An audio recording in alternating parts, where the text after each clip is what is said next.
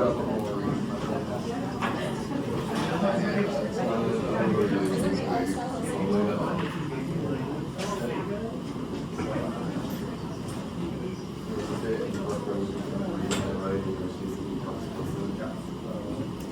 right, class, I have another special treat for you. I bring you an author who is plumbing the mysteries of the universe, the ancient world, with a couple of books. My favorite being the Utah Triangle, but we also have Sha'Z Square, Ancient Mysteries Decoded. I've been enjoying very much these books in the last few weeks since they were introduced to me by a wonderful librarian friend here at Lead Library. And I don't know, I'm just fascinated by the very idea of a Utah Triangle. There's also a Nevada Triangle, which I think will very much offer much interest to those of us who are looking to write about ancient mysteries ourselves. But here's someone who's doing it and doing it thrillingly. He's appearing at a conference, I believe, next week, or this weekend? This weekend I'm attending here. Yes, he's attending a conference on ancient mysteries in LA, I believe. Sha'Z Square, a native of Iran, has been a resident of the US since 2009. He's got an incredible background, Bachelor of Science in Solid States Physics, and he also completed his Master of Science in Management Information Systems. He teaches at Las Vegas College. Sha'Z, we're so thrilled to have you here. Thank you so much for visiting us and talking to us about writing, but also explaining some of the incredible concepts in your books. Thank you so much for having me. How are you guys? Good? No, that's not what I want. How are you guys? Good. Okay, I want to find energy, okay? I want you to tell me how you feel by expressing yourself. So I want you to raise your hand, be active, answer some questions, and ask me questions also, things like that. Good? Good. Yes. Okay. So, first question. We are part of nature. Our mysteries relate. Do you understand that? You understand that? What does it mean that our mysteries relate? Good answer. To me, the way that I've interpreted it is I think of, what is it, I think of the Carl Sagan quote where he's like, we're all made of star stuff. So we're all part of nature, and we're all different, but we're also connected. So I think of it, we're like mushrooms. So what kind of mushroom do I live in? I watched too much of The Last of Us, so I'm going to say cordyceps. We're all cordyceps.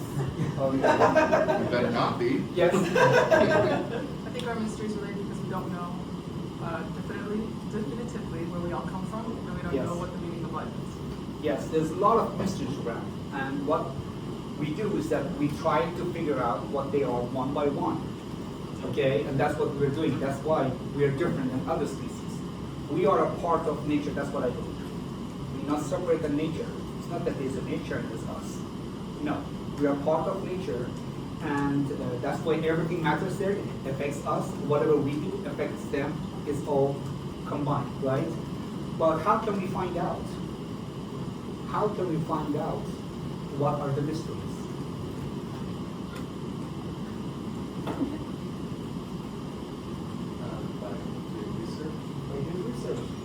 How?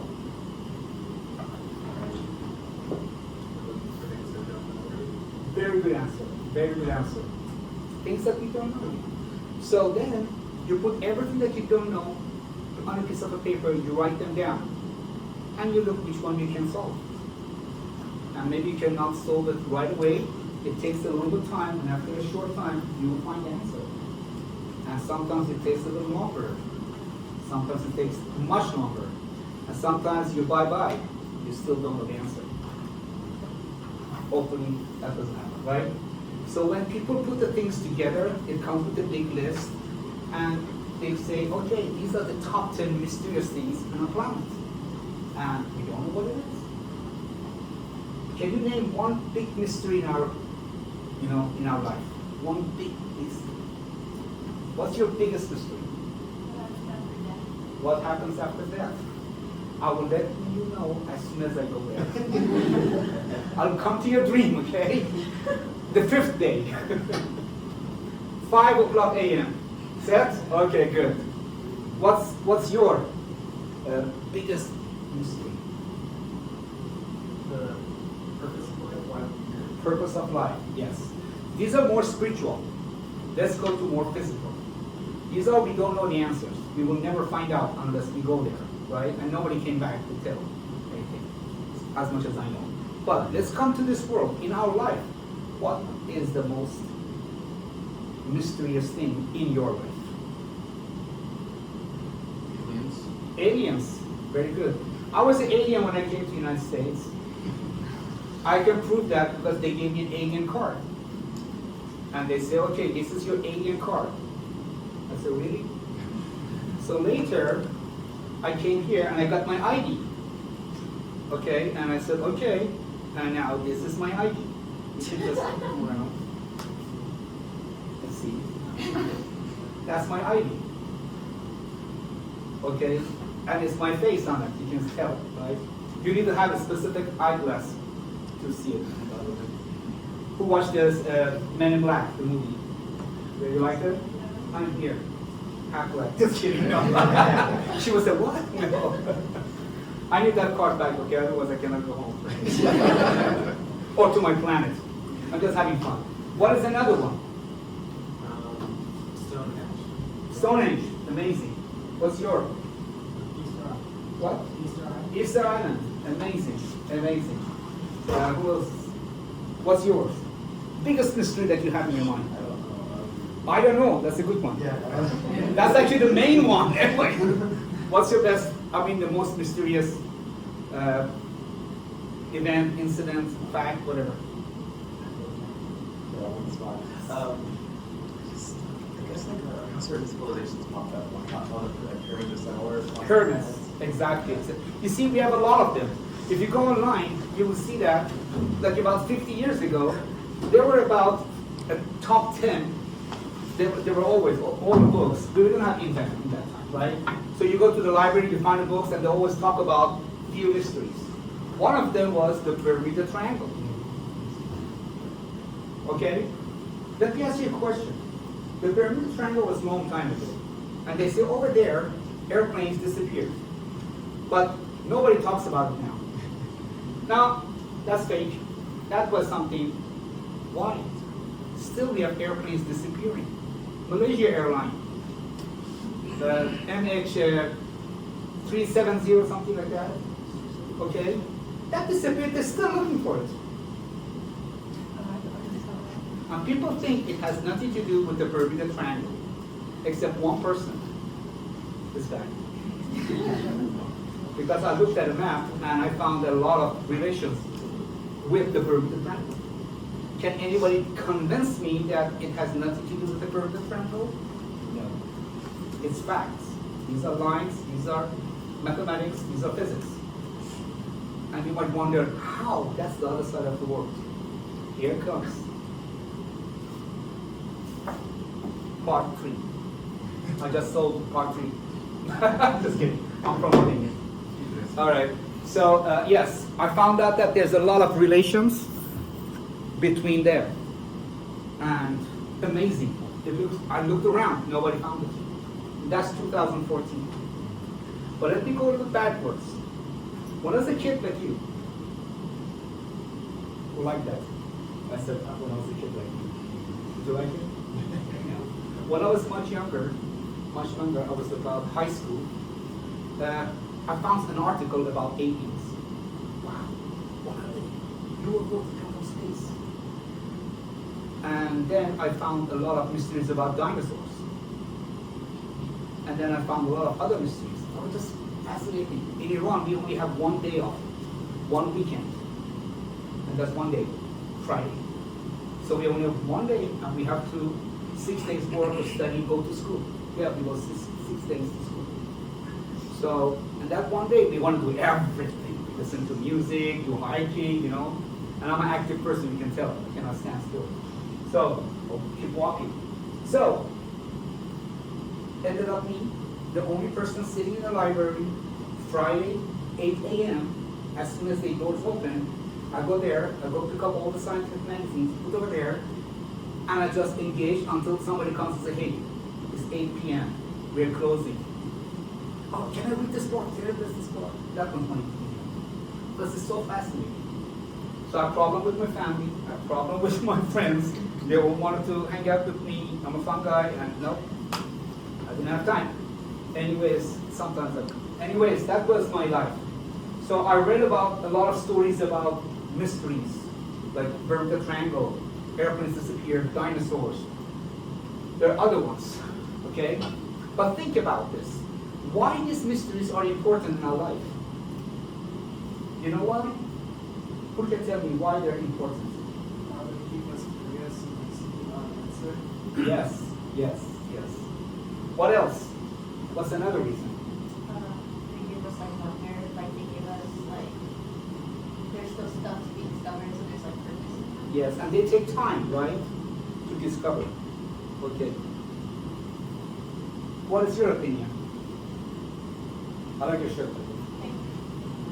Why do you think mysteries are important for us?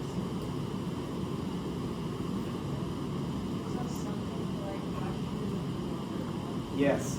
You know what's the most important thing about mysteries? You won't understand it until you fall into one of them. Just imagine. You fall into one of these mysteries and then you don't have time to solve it. Let me give you an example. When was the last time you guys flew with airplane? Don't answer. Can I answer? Just imagine. How fun was it? Got your bag, you go to the airplane, sit over there. You wish you were by the window. You pick up your phone, try to video, maybe you can catch a UFO, something outside, things like that, right? And then the captain announces that, hey, we are over the ocean for the last half an hour. We don't know where are we. None of the devices are working. We only have 2 more hours to find somewhere to land. None of the cell phones work. No transmissions work. Radar's not working. We don't know what to do. Please hold tight. What do you do? Yeah, that's what happened to those airplanes. What would you do? Just think. Or another one. You go for a hiking. Who likes to ski? Who likes to ski? Raise your hand. You like to ski? No? It's hard to fall down and just okay. So this guy goes to ski in somewhere in the United States. It can be you. So just imagine you go hiking, you put your backpack, everything, like Mr. Jerry's backpack, and then you put cap, you go there, you ski a little bit, you're having fun, right? Then the next thing you know, that your face is on grass somewhere. That's you. Then you stand up, the sky is blue, it's warm, and you're in the middle of the city, and you don't know what time is it, you don't know what date it is, you don't know where are you, nothing. And your belongings are gone, and you have other stuff in your hands. It was a flash of time. Okay, meanwhile, the person who was there, their family, found out that he's missing. And he didn't get back.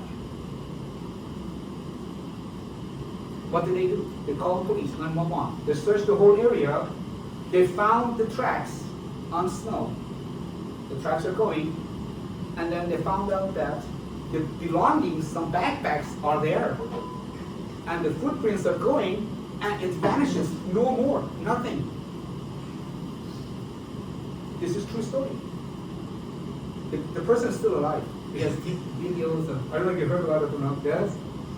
And then just put yourself there. One of your family members is missing, and the dogs, everybody, the canines, they go over there to try to find it. There's nothing there. Nothing there. The footprints goes in the snow and disappears, and there's some belongings. Didn't go left, didn't go right, didn't go forward, backwards, nothing. They searched the whole area for 1 month. No. 2 months. No. 3 months. No. 4 months. No. Nothing. No sign of this person. We can't be you. And then, this boy from the other side wakes up, tries to ask people, and luckily they're all speaking English. He asks them, where am I? They tell him, you're in this city. He said, what? This is 700 kilometers away from my house. There's no way. I was like 5 minutes ago hiking in the snow. And he says, okay, what's the date? Oh, it's not that date. It's 15 months later. What would you do? Just put yourself there. I just want you to imagine. So it's 15 months later, and he finds out that it's near his father's house. He goes, knocks the door, says, Dad, what's going on? And they say, what? They went to the funeral several months ago. They created that. Everyone was crying. So I want you to imagine, this is a true story with police. All the scientists tried to figure out. It came out in the news everywhere. This person was lost for 15 months. He doesn't know where he was. To him, it was like a second. So is it a teleportation of location? Is this a time travel? Okay, just imagine, what would this happen if you were there and suddenly from here, from the class, you're sitting watching me, and the next thing you know, you're 15 months away in another country speaking another language. Right away. Yes? It sounds like the beginning of a fantasy novel or a Netflix series. It sounds like the premise of an incredible story. Exactly. So what I did is that I put myself into their shoes. Then you understand how valuable these mysteries are. So when I was reading these things, I found a lot of information, and I didn't know what to do with this information because nobody else knows. I tried to reach out to scientists at the university. They were dispassionate. I said, hey, how about this? They don't know. And they all are fascinated with these mysteries that I solved. So, ended up me writing a book, and I'm in Iran. I was scared to publish that, so I copyrighted very carefully. And I met the president of Iran at one point for one of my researchers, and they found out that they wanted me. I went over there, and instead of 15 minutes time that I had, I spent like about an hour and a half talking, and he was like, wow, I want to give you a department of research. I want you to research this for me. He signed it, autographed his book for me, gave it to me, we took pictures, and I came out, I looked at my passport. It's not my problem, okay? And I said, okay, US, what's it called, passport, visa? Should I stay here or should I go? So ended up me coming to the United States, and I continued. I have no English the way it is now. And my accent was horrible. I went to a coffee shop and said, okay, I want something. And he said, what? I get told. I told him again. I had to write it. They said, oh, okay. Here we go. I said, I have to change it. And just imagine, 2009, horrible economy, and everything bad. These are the things I'm going to tell you that you're going to confront in your researches, in your life. So I didn't know what to do, right? So I said, okay, take off my jacket, let's start. Let's improve my English. Number one, English. What's number two? Barrier that I have. Again, English. What's number three? Again, English. I could not read. I could not talk. I could not listen. Horrible. My friends are doing that. They talk Farsi. They're good with each other. But how can I communicate with the world, which is the standard language is English? So ended up me again in the library. You can go there. There's still some people that they know me. I go there, stand by the door. As soon as they open, I'm in. And then they beg me to get out with my books. I studied, watched movies, documentaries, read books, documents. But I was working also 3 jobs. And so every day my eyes were red when I go to work. This is how important English is. Yes, I learned 8 languages. My father was a diplomat. I went to different countries. I learned Pakistani. I went to school. Then I said, no, let's go to this one. That's Indonesian school. So I learned Indonesian, that language. And then my father went to Hong Kong. Okay, let's speak Chinese. Me? Do I look for Chinese people? No. But I had to learn, because that's how we communicate. So I learned Chinese. Then they said, no, let me put you in an international school, which is British English. Okay, I had to go there, and I studied English, right? Then the revolution happened. I'm 12 years old, with English and Pakistani, Farsi, and Chinese, and Indonesian. I came back to Iran, and everyone's talking Arabic and Farsi and Azerbaijani. Seriously? So I didn't know Farsi, so and then I had to learn all this and forget about the other ones. So language is number one, and English is the international one. Is very, very important. After that, all my friends are talking either Farsi or English. Okay? So that's how important it is. So when I came to the United States, I started combining everything I had into English, trying to write English. But I didn't know how to write essays, these kind of things. I took courses, and ended up me studying at UNLV, like that. Anyways, that's a little bit about me, how I got involved into this English, and that's what I thought might be important to talk about with you. All right, so a little bit about mystery. When I was in Iran, I was just looking at pictures, right? I found out that there are a lot of temples around in the world, ancient temples, which people are talking about. Now, I provided, I created some slides here. There's a lot of them. So I'm going to skim them. Let's go quickly in them. You don't need to learn them. You don't need anything. In my book, you can see them. If you're interested, you can go online. Our website, there's a lot of information there. The library has the book, okay? And also you can acquire if you're interested. And you can also shoot me an email. Many people around the world will send me email. Interesting people. Most of them are young people. So just feel comfortable, go there and just shoot me an email, and I won't answer. Okay, so this is the website you can see. That's my first book, this is the second book, and these are some of the topics that I talk about in my books. All right, so let's start with this. My name is Sharuk, because everybody calls me differently. My friends cut it, short it to Sha'Z, and that's my last name. When I was writing the book, I have a very great assistant. She is my daughter. She said, Daddy, that's a square. Just name it like square, like apple, right? I said, okay, I'll put square. But then they wanted me to somehow distinguish this from other squares. So they just put my name, Sha'Z Square, something like that, right? That's why many people ask me this. So let's just start with this. We are here. United States, and that's Middle East.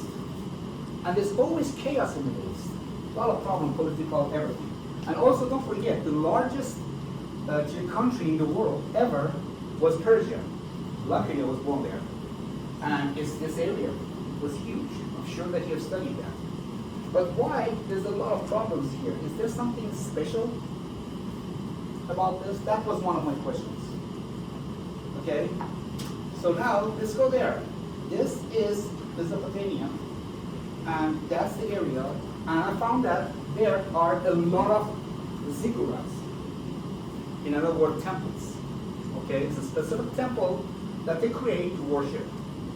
And there are two groups, one of them up there, one of them down here. Very easy. You don't need to memorize anything. Just understand the concepts. These are the groups, the ziggurats. I wrote there what are the ziggurats. It's just temples. They go there, worship the gods, and they just, for religion, for any purposes, they go there. It's a spiritual environment, right? And interestingly, I was looking at them. They all have different structure. While I was in the library, I found out that everybody is looking individually at each structure, like the pyramids, how this is built, what are the dimensions, right? nobody looked at the correlation between them. Like right now you're in school, everybody is different, right? Everybody's sitting alone and they study alone and everything. But you're friends. You have some relations with each other. So I was trying to find some relations there. So I looked at this Dur, the Ziggurat of Dur. Then I looked down, the lowest one, the Ziggurat of Ur. These are the very important ones. So this is Dur, 14th century. Pay attention to the date. Okay, and that's the structure. This is a bigger version, bigger picture of that. You can see there's a stair in front of it. You see that? The stairs. It's not showing over there very well. So let me see if it's a mouse that can show it. This is the stair. You see that? So why there's a square here and there's a stair there? This is another building. It's called the Ur. It's the same. But look at the direction of the stairs. The basic is almost square or rectangle, but they have a stair in front of it. The directions are different. One question, why the directions are different? Two, why the base is square? And you can see other buildings like here, and other buildings here, they're also square. Even still, many of our houses are based on 90 degrees angles, right? And this is the picture of the other one. This is the illusion picture, illustrated. And then there's another one called Chogha Zanbil. This is in Iran. Look at the dates, 14th century, 21st century, 1,250 years before. See, that's a lot. And so the timings are different, and the locations are different, but somehow the buildings are designed the same. This is this one. Okay, and there's another one here called Taq-e Boston. These two on the right are in Iran, the recent countries. The left one are in Iraq, but they're all in the Persian time. Okay, this one, Taq-e Boston, is my favorite. It's not a construction. There's no building there. But what they did is that there's a big rock over there, and they curved inside the rock this way. And when you go in, it's a beautiful design and amazing. Okay, now. So I drew a line. I continued those stairs. Interestingly, those stairs reaches this one. These stairs reaches this one. And if you continue that, reaches that. What? Here comes the solution. Nobody knew that. And now, this is that statue inside, one of the carvings inside this. You can see two people here, and this is the king who ordered to build that, and there's another guy here. One question. You know, have you ever heard about the Mona Lisa painting? You know, there's a lot of mathematics behind it. They found out that there's a lot of geometry is involved, right? Is there any geometry involved here? Okay, we go forward and then I'll show you something different. Now look at this.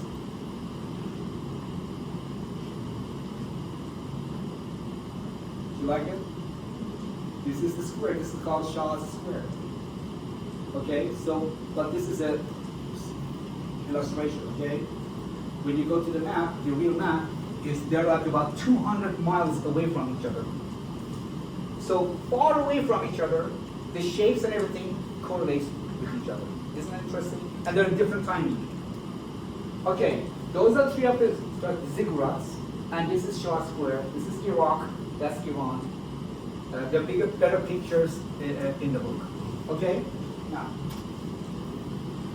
the Persia had a capital, a big city, and it was very popular, very amazing city at that time. I don't want to go with the details. It's called Persepolis. You can Google it. This is the Persepolis. Okay? Pay attention. None of them in that time was built north, south, east, west direction.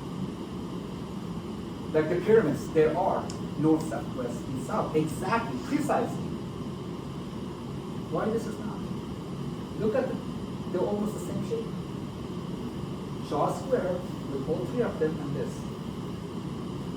Isn't that interesting? I thought that maybe there's some other places like that. This is called the Kaaba of Zartush or Zartush Kaaba. This is a map from the top of it. You can see it's also the same. It's very popular in Iran, very important. This is the great Cyrus,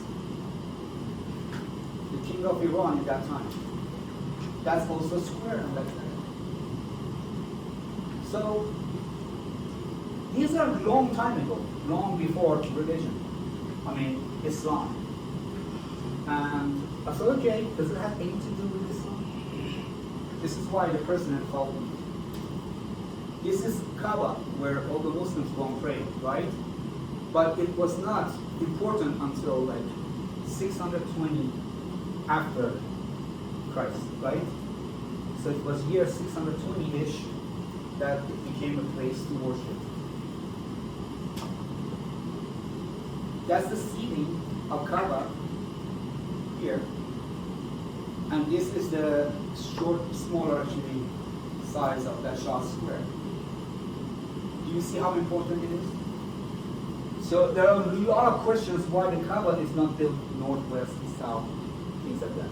But Kaaba was not built 620, the year 620. It was built way, way long ago. And they say that Abraham rebuilt it. It was there. So what was important for that, in the middle of desert, that Abraham had to go there and rebuild that structure. Okay. This is again the same thing. And now take a look at this. Look at the geometry. Do you have anything in common, do you think? Now look at this. This is A. This is B. This is D. And that is C. You see the king standing right over there. Maybe this is the reason why they wanted to make it that way. I don't know. There are other things. I wrote it in the book. Okay, now let's go a little wider. Let's go out, zoom out. That's the square, and that's Taq-e Boston, the king. The distance between that to the pyramids of Kaaba and the Kaaba is the same. Did they measure it? If they did, how big? So this is an iso scale triangle. Means that, and this red line is the part of the circle, center at Taq-e Boston. Okay, so they're same. And also, as you know, the angle here is the same as the angle there, and this is the line between these two. You see how geometry solves and gives our answers?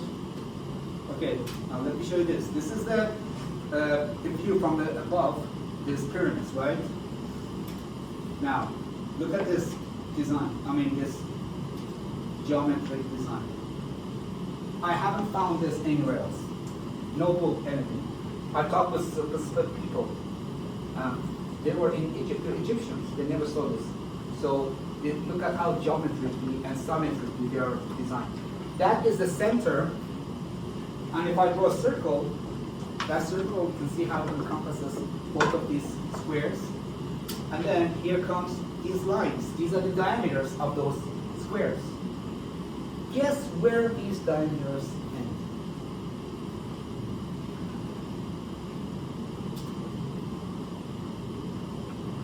Precisely. So if they built that the pyramid in different place, the diameter would not reach Mecca. Is that accidental? You tell me. Anyways, I went further and further in the book. A lot of chapters. I went different places. I went to Paris. I went a lot of other places in Africa, and I found signs that they are somehow related. Okay, this is in Peru, ruins of Caral. The structures are square, except that one top which has a circle. The diameters again reaches Kaaba, and that's like about 5,000 years ago. Any questions? If you dare, ask me questions. Okay, let's go back. You see the importance of Middle East a little bit? Just a little bit. Now let me go further. This is the Middle East, and there's a question mark. Why is it so important? Number two, I don't like to talk religion or politics, but we have a lot of issues over there politically. Right now there's almost a war. And then we also have some religious things over there going on. Why all these prophets are in that area? Have you ever thought about this? Why do we have a prophet in, I don't know, Australia, New Zealand, South America?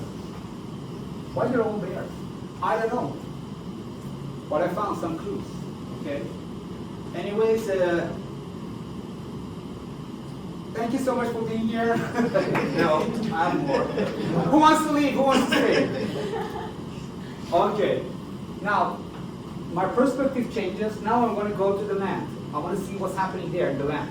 Forget about the structures and everything else. Those are man-made. Let's go to the nature. Remember at the beginning I said we are part of nature? Okay, so what has it to do with nature? This is, when you go above the earth in a satellite, this is what you see. Okay?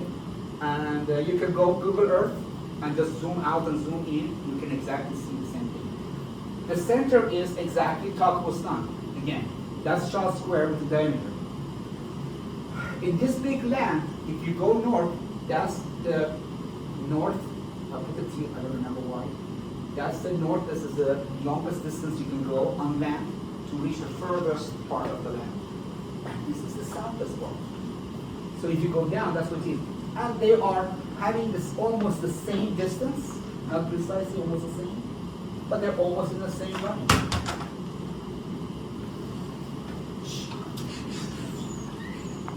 Okay, that's Middle East, right? Take a look.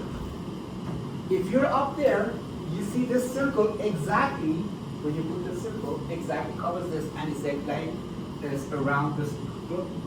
Look at the geometry. The circle is exactly matching with the circle of the Earth from that perspective when you look at it. Is there a relation? Now, let me show you the strange map that many people don't know about this. This is called the azimuthal map. Let me explain something. Many times you see something, you predict, you guess the other side should be the same.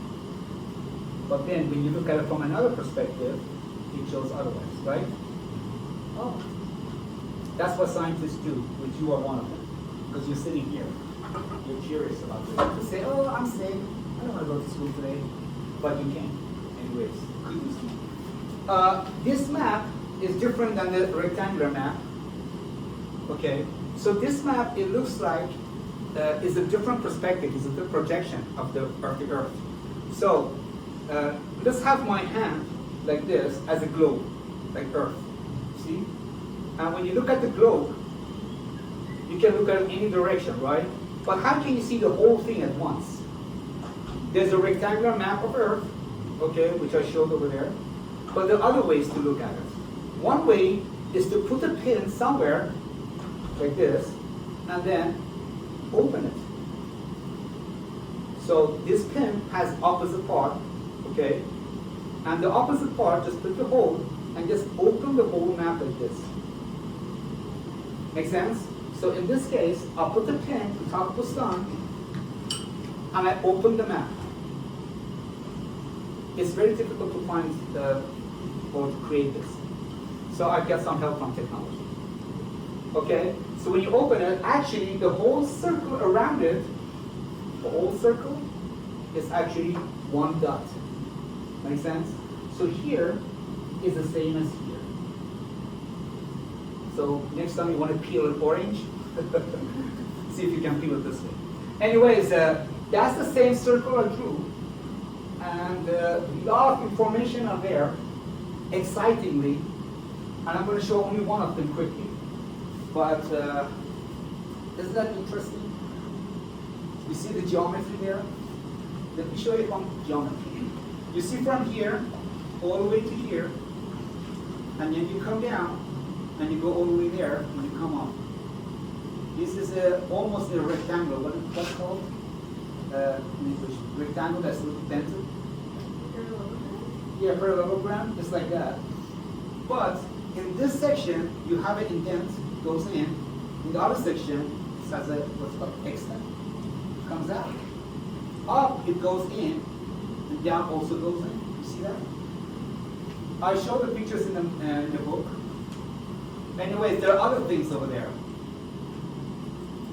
Now, let me change this. Let me go to Kaaba. Because it looks like Kaaba is somewhere important. It looks like. There's no 100% proof to that, scientifically. So let's look at it from here. That red circle encompasses all the continents. Pay attention to the United States here. You see the curve all the way down? And America? And this, what's it called? The South Pole, we call it, and Australia, Antarctica, and Australia. But there's nothing here. Interesting, right? So I looked at this map. Many people looked at it before. We have a department of geology here. I went there, talked to some of the students. They said, we didn't look at it this way. There's not in our books. Okay. Now, if you look at this, we have a land here, Australia, and if you mirror that land through Kaaba to the other side, this land goes there, it's an empty water place, right? Look at this curve here of Australia, which covers that curve. Interesting, huh? You know what came to my mind? What? That was about 2 a.m. when I found out. Guess who was awake until morning? Me and my daughter. Daddy, can I go to sleep now? Okay, let me show you why, because I looked at the other one. This one is North America where you live. And the opposite of that, or the mirror of that, this land goes all the way down to water. And pay attention to this section that goes under this Australia. What does it tell you? These continents are not just randomly shaped. Interesting, right? Now look at the other one. This is South America, and then look at this part of it, the elongation, this group, and then comes here and here. So what does it tell me? The land, the opposite of each land, mirrored by the Kaaba, becomes water. So water and land are somehow related to each other. And you know, we are 70% water, and the oceans are also 70% of the earth. So the land and sea are designed perhaps to mirror one another. Something. Centered at that Middle East. Now, let me show you this. This is exactly what I said. America goes there to water. South America goes there to water. Antarctica goes up there to water. This Australia goes there to water. Do you see a pattern there? Now, there should be a land there, a continent that comes here to come to water. What? Congratulations, you just discovered a continent. That's what happened, that's what I couldn't see. There's a pattern there. You don't need to be a rocket scientist or, I don't know, a crazy person who holds hairs, chemical, no. Believe me. Just look at it from this different angle. Okay? So I said, okay, it's in my book. I said, okay, there should be a continent there above the water, above the ocean level, and that continent should have a name. I didn't want to put it Sha'Z continent, so I put it just Z continent, or the continent of Z. I just named it, put it in my book, everything ready. I was just, what? I discovered a continent? Are you kidding me? And who said that he's interested in the mystery of Easter Island? I remember you. No, none of you said that why Hawaii, everybody wants to go Hawaii. From one side, Hawaii is beautiful, but from another side, it's the largest volcano. Okay? These two areas are the top of, are the highest part of that continent that is a little bit lower than the surface of water. I found out later. And that continent recently has been discovered, and they named it as Continent Moon. Offended me, but it's okay. Yes, there's a continent. I don't know how they came up with that. I read some articles, how they went, I don't know. But they went over there and they did a lot of research under the ground. But I didn't need to move from my chair. Technology. So you are one of the first few people that understand this. Okay? Any questions? There. It's called continent what? I call it continent Z. Yes. But later, I didn't know at that time. Right. But later on, when I tried to do some research, I found out it's called continent Mu. Oh, The M, the letter M, but they pronounce it in a Latin way. yes. It's called it Mu. M-U, I think, that's what they say. And it's not Atlantis. That's a city, never mind. Sorry. It might be. There are some rumors about that, to be honest with you. Yeah. I have my 2 pennies about Atlantis, but I have to publish it first before I read it. Okay. So, come on, shoot me some questions. Can you tell me about, after you did all your research about like mystic spots, mystic lines, how did you actually compile your books? This is my second book. Very good. Very good. Sure. What's your name? Marquis. I'll take your name, Tiger. Marquis is a nice name. Okay. Any other questions, please? Come on. Have questions! I don't know if I will come out of here and say bye-bye. You're gonna have a lot of questions when you go home. Yes. So on the other side for this one, the missing concept was like the flashing one, right? Yeah. And it was, you came to that conclusion because of like the empty water space? Yes, so I came up with a pattern. Let me go backwards. This one, right? Yes. So, you see there's a pattern. When I mirror by this point, when I mirror, each land goes to water. And there's a water here, but there's no land on the other side. So they should be around, and even estimated I can tell the dimensions. So if this place is a land, is a water here, I can go all the way across and it should be this area.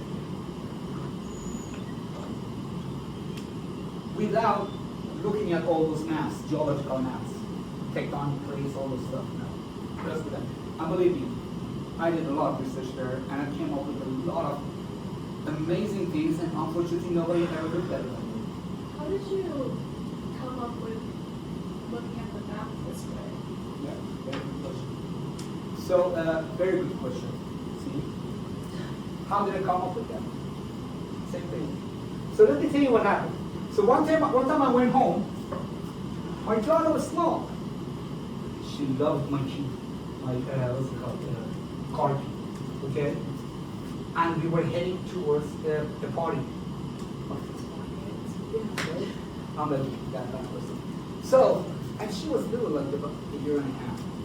We jumped in her there, cleaned up, dressed up, everything, ready, let's go. I went downstairs with my wife and my daughter, and forgot the key. My daughter didn't have the key within her hand. What?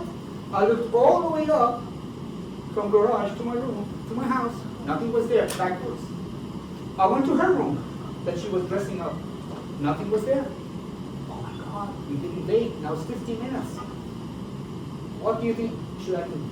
I should have done at that time. What do you think?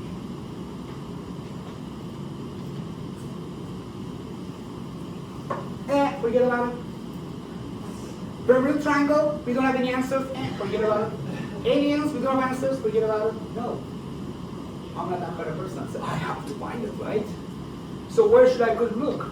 It was not there, the place that I was expecting to find it. So there are two kind of mentalities. Forget about it or look elsewhere. Right? So when I found this Middle East is important, and when I found out that these constructions are somehow related to that, and there's a missing information there, missing knowledge, lost knowledge, whatever you want to name it, and then I found signs that this area is important, then I started looking at it from different angles. And one day, it just kept popping. When I look in here, there, guess where was my car key? No? That was the first place I learned them. I don't remember. My wife says it was in the fridge. I don't know, just found it, just wrecked down, right? But I don't know how we ended up there. But I'm not sure.